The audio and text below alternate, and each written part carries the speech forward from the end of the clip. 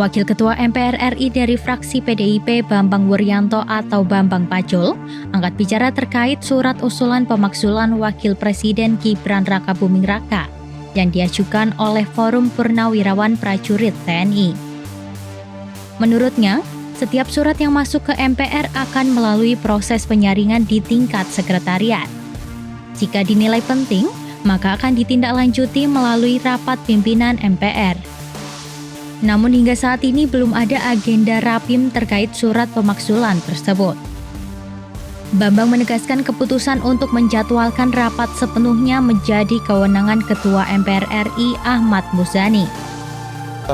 Begini, kalau ada surat resmi masuk ke pimpinan MPR itu masuknya kan di sekretariat.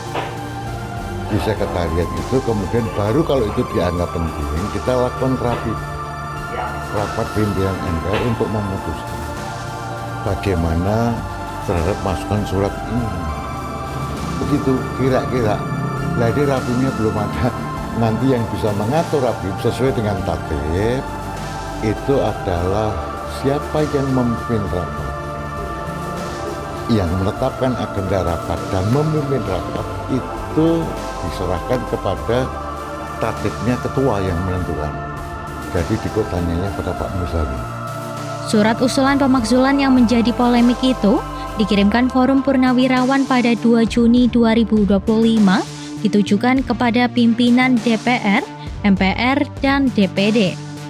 Surat itu ditandatangani oleh 4 jenderal purnawirawan yaitu Fahrul Razi, Hanafi Asnan, Yasno Sudarto, dan Slamet Subianto.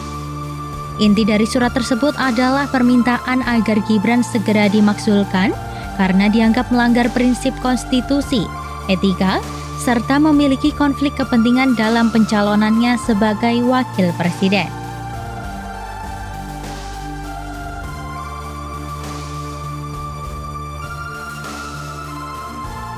Wacana pemakzulan Wakil Presiden Gibran Rakabuming Raka mencuat setelah Forum Purnawirawan TNI yang terdiri dari ratusan perwira tinggi dan menengah mengirim surat resmi kepada DPR dan MPR.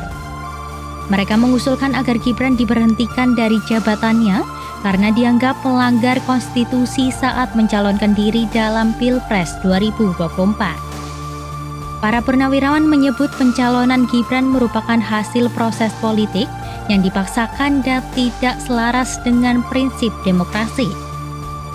Bahkan, mereka menuding keterlibatan Ketua MK saat itu Anwar Usman, yang juga paman Gibran, telah mencederai independensi lembaga peradilan.